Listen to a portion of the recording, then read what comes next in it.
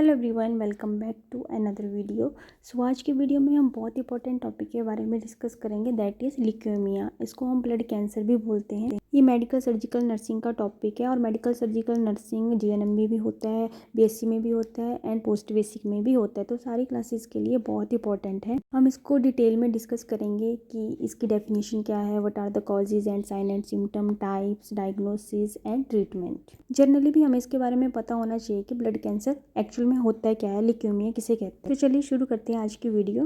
So start with the meaning of leukaemia. The word leukaemia comes from the Greek leukos which means white and emma which means blood। तो leukaemia को blood cancer भी बोला जाता है और blood के बहुत सारे कंपोनेंट्स होते हैं लाइक सेल्स। अगर हम सेल्स की बात करें तो सेल्स में आगे क्या होता है, हमारे आरबीसीज होते हैं, डब्ल्यूबीसीज होते हैं, प्लेटलेट्स होते हैं। तो यहाँ पे हम स्पेसिफिकली बात करेंगे डब्ल्यूबीसी की, वाइट ब्लड सेल की। जब हमारे ब्लड में डब्ल्यूबीसी का काउंट इंक्रीज हो जाता है या अबनॉर्मल ग्रोथ हो जाती है सेल्स की, तो हमें इस प्रॉब्लम को फेस करना पड़ता है, दैट इज़ ल्यूकेमिया। डब्ल्यूबीसी में भी आगे ल्यूकोसाइट्स होते हैं जो कि हमारी बॉडी को इम्यूनिटी प्रोवाइड करते हैं। इसको सोल्डर भी कहा जाता है क्योंकि ये प्रोटेक्ट करता है हमें फॉरेन पार्टिकल से और इन्फेक्शन से। जब हमारी बॉडी में डब्ल्यूबीसी इंक्रीज हो जाते हैं, मतलब इसकी एबनॉर्मल ग्रोथ हो जाती है, एबनॉर्मल डिवीजन हो जाती है, इसके साथ जो और भी सारी चीज़ें हैं वो भी इंक्रीज हो जाती हैं, जिसकी वजह से हमें इस प्रॉब्लम को फेस करना पड़ता है, दैट इज़ कॉल्ड ल्यूकेमिया और blood cancer. Now come to the definition.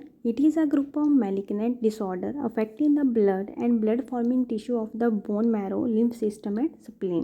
तो ल्यूकेमिया क्या है? ये ग्रुप ऑफ मैलिग्नेंट डिसऑर्डर है जो अफेक्ट करता है हमारे ब्लड में। जैसे कि हमने पहले डिस्कस करा, जो भी हमारे डब्ल्यूबीसी है, जब उनके एबनॉर्मल ग्रोथ हो जाना शुरू हो जाती है तो उसे ब्लड कैंसर कहा जाता है। देखिए, ब्लड एक ऐसी चीज़ है जो हमारी बॉडी फंक्शन में बहुत हेल्पफुल होता है। जब भी किसी भी ब्लड की सेल की एबनॉर्मल ग्रोथ हो जाती है या फिर ये बीमारी बहुत ज़्यादा स्प्रेड हो जाती है तो बहुत सारे जो हमारे ऑर्गन है उनको भी अफेक्ट करती है, like bone marrow, lymph system and spleen. Next बात करते हैं जो हमारे ब्लड सेल है उनके क्या क्या फंक्शन है। फर्स्ट वन हम बात करते हैं वाइट ब्लड सेल की, which helps to body fight infection, जो इन्फेक्शन से बचाने में हमारी बॉडी में हेल्प करता है। नेक्स्ट आता है RBC, red blood cell, which carry oxygen to all part of the body, जिसका काम है पूरी बॉडी के पार्ट्स में ऑक्सीजन पहुंचाना। नेक्स्ट आ गया हमारा platelets, which help in blood clot.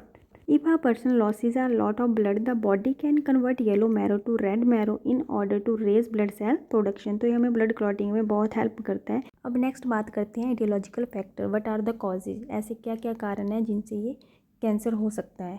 First one is combination of pre disposing factors including genetic and environmental influences. तो देखिए, जेनेटिक फैक्टर जो होता है और एनवायरमेंटल फैक्टर, ये भी बहुत ज़्यादा रोल प्ले करते हैं हमारी लाइफ में। पहले हैबिट्स की बात करते हैं। अगर हमें हैबिट्स है लाइक हम स्मोकिंग करते हैं तो भी हमें इस बीमारी के चांसेस रहते हैं। एंड सेकंड आता है हमारा जेनेटिक फैक्टर। अगर हमें जेनेटिकली कोई डिसऑर्डर है लाइक डाउन सिंड्रोम है तो भी हमें आगे चल के इस बीमारी के चांसेस रहते हैं। Next one is chronic exposure to chemicals such as benzene. देखिए, हम कुछ जगहों पे ऐसे काम करते हैं जहाँ पे केमिकल्स के बहुत ज़्यादा यूज़ होते हैं और कुछ केमिकल्स ऐसे होते हैं जो कि बहुत ज़्यादा हार्मफुल होते हैं हमारी बॉडी के लिए, लाइक बेंजीन। तो जितनी ज़्यादा हमारी बॉडी केमिकल के एक्सपोजर में रहेगी उतने चांसेस हमें इस बीमारी के रहते हैं। नेक्स्ट आता है हमारा रेडिएशन एक्सपोजर। रेडिएशन भी एक ऐसी चीज़ है जिसके एक्सपोजर से बीमारी हो सकती है। अगर हाई रेडिएशन हमारी बॉडी में पेनिट्रेट हो रही है तो उससे भी हमें चांसेस रहते हैं ब्लड कैंसर होने के। नेक्स्ट आता है cytotoxic therapy of breast, lung and testicular cancer. जैसे कि पहले भी कोई कैंसर हो जिसकी हमने ट्रीटमेंट ली हो लाइक कीमोथेरेपी या रेडिएशन थेरेपी, तो उसकी वजह से भी हमारी जो बॉडी काफ़ी एक्सपोजर में आ जाती है। कैंसर कोई भी हो सकता है, ब्रेस्ट, लंग या टेस्टिकुलर कैंसर है। अगर हमने उसकी ट्रीटमेंट ली है, उसकी थेरेपी पहले से ली है तो उसकी वजह से भी हमें ये बीमारी होने के चांसेस रहते हैं। Next one is congenital anomalies. अगर हमें बर्थ बाय बर्थ ही कोई एबनॉर्मेलिटीज़ हैं, एनोमैलीज हैं, तो उसकी वजह से भी ब्लड कैंसर होने के चांसेस रहते हैं। The presence of primary immunodeficiency and infection with the human T cell leukemia virus type 1। अगर पहले से ही हमारी बॉडी में कोई इन्फेक्शन है, कोई वायरस है जिसकी वजह से हमें प्रॉब्लम आ रही है या हम ट्रीटमेंट ले रहे हैं, तो भी चांसेस रहते हैं कि ल्यूकेमिया हो सकता है। Now come to the pathophysiology. तो जो ब्लड स्टेम सेल्स हैं उनकी 2 टाइप्स होती है आगे, एक myeloid stem cells and lymphoid stem cell. And myeloid stem cell के अंडर आते हैं हमारा आरबीसी, प्लेटलेट्स एंड माइलोब्लास्ट। और दूसरी साइड लिम्फॉइड स्टेम सेल के अंदर आता है हमारा लिम्फोब्लास्ट। जो हमारा माइलोब्लास्ट और लिम्फोब्लास्ट है साथ में मिलकर बनाते हैं हमारा white blood cells. And white blood cells वो सेल्स हैं जब उनकी एबनॉर्मल ग्रोथ हो जाती है एंड कॉज करते हैं blood cancer. And also known as leukemia. अब बात करते हैं main classification and what are the types of leukemia. Leukemia की कितनी टाइप्स होती हैं? तो basically we have two types, chronic leukemia and acute leukemia. देखिए अक्यूट ल्यूकेमिया क्या होता है, जब हमारे जो सेल्स हैं, जो वाइट ब्लड सेल हैं, वो उनकी जो डिजेनरेशन है बहुत फास्ट होना शुरू हो जाती है। उस वजह से हमें क्या होता है, हमें सिम्टम्स पता लग जाते हैं, हम उसको क्योर कर पाते हैं। But in other hand chronic leukaemia में क्या होता है, जो सेल की डिजेनरेशन होती है बहुत स्लोली होती है, इतने धीरे धीरे से होती है कि हमें सिम्टम्स पता ही नहीं लगते। जब तक हमें सिम्टम्स के बारे में पता चलता है तब तक वो चीज़ पूरी बॉडी में फैल जाती है। तो क्रोनिक ल्यूकेमिया में क्या होता है, जो सेल डिजेनरेट होते हैं बहुत स्लोली होते हैं, जबकि अक्यूट ल्यूकेमिया में जो सेल की डिजेनरेशन होती है वो बहुत फास्ट होती है। तो ये तो हमने बात करी क्रोनिक और अक्यूट ल्यूकेमिया की क्या होते हैं। तो ये तो बेसिकली एक रेट है, एक दर है, किस दर से मतलब ल्यूकेमिया फैलता है। अब बात करते हैं कि इनके भी आगे सेल्स होते हैं।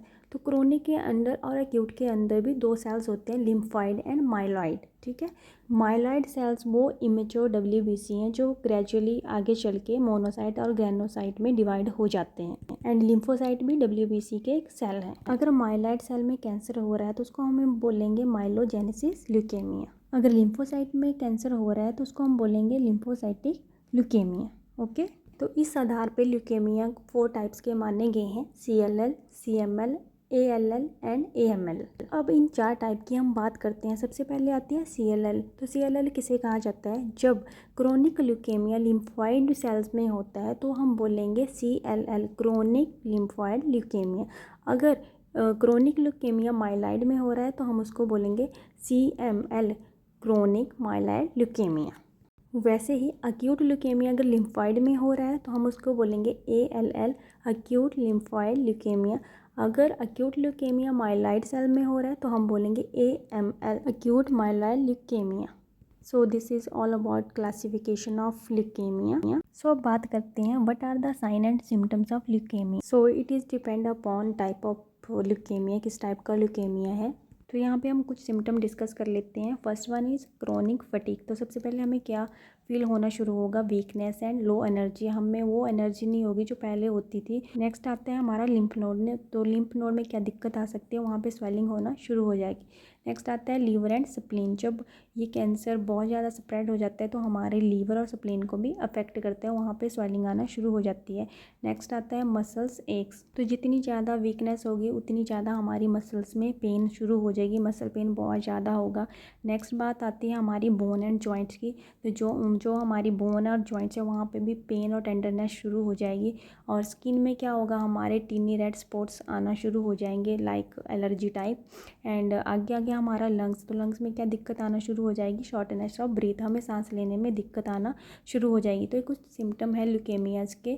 बाकी डिपेंड करता है टाइप पे, कौन सी टाइप है, एक्यूट है, क्रोनिक है, एंड पर्सन टू पर्सन भी सिम्टम्स वेरी करते हैं। Other symptoms are bleeding easily, headaches, pain in your bones और जॉइंट, हमने ऑलरेडी डिस्कस कर लिया। सीजर्स, वॉमिटिंग, फीवर, ठंड लग के बहुत तेज़ फीवर आना, वीकनेस और फटीग, वेट लॉस होना, इन्फेक्शन दैट सीवियर और keep coming back, shortness of breath हम ऑलरेडी डिस्कस कर चुके हैं। स्वेलन लिम्फ नोड्स ये भी डिस्कस कर चुके हैं।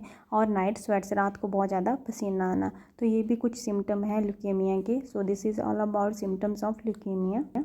अब आता है हमारा डायग्नोसिस ऑफ ल्यूकेमिया। सबसे पहले आता है हमारा हिस्ट्री एंड फिजिकल एग्जामिनेशन। ये तो हमारा फर्स्ट स्टेप रहता है जब भी कोई डिजीज़ होती है। तो सबसे पहले हमने पेशेंट की हिस्ट्री लेनी है और उसका फिजिकल एग्जामिनेशन करना है। नेक्स्ट आता है क्लिनिकल फीचर्स। तो उसके हमने साइन एंड सिम्टम्स देखने हैं कि उसको पेशेंट को कौन कौन से सिम्टम्स हैं, सो दैट हम इजीली क्लियर कर लें कि उसको कौन सी टाइप का ल्यूकेमिया है। नेक्स्ट आता है हमारा ब्लड एग्जामिनेशन। हमने पेशेंट का पूरा ब्लड एग्जामिन करना है, जो भी हमारे ब्लड के टेस्ट होते हैं। नेक्स्ट आता है peripheral blood examination, then chest x-ray, then bone marrow study. Bone marrow study में हमने सबसे पहले करना बायोप्सी करनी है, जो कि हमारा एक मेन टेस्ट होता है।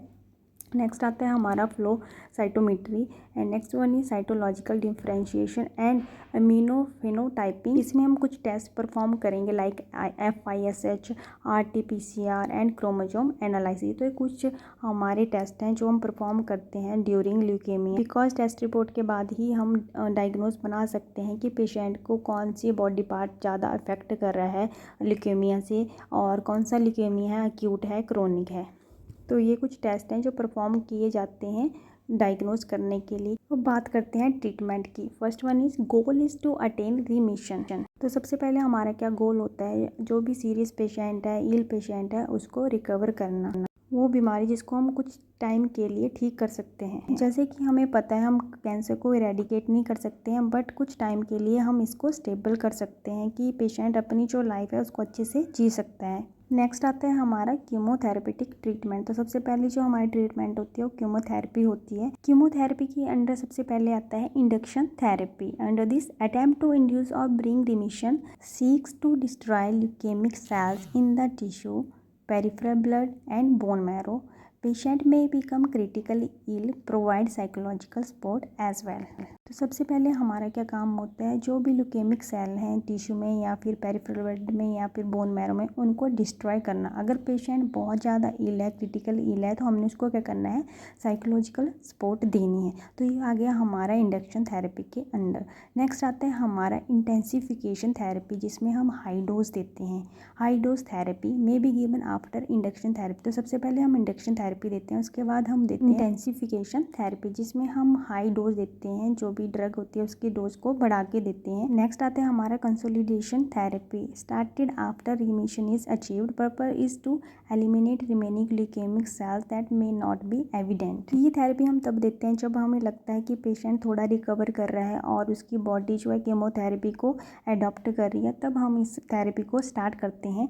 लास्ट आता है हमारा मेंटेनेंस थेरेपी। मेंटेनेंस थेरेपी में हम डोज को लो कर देते हैं, जो भी हमने डोज बढ़ाई होती है ड्रग की, उसको हम कम कर देते हैं, lower dose of the same drug.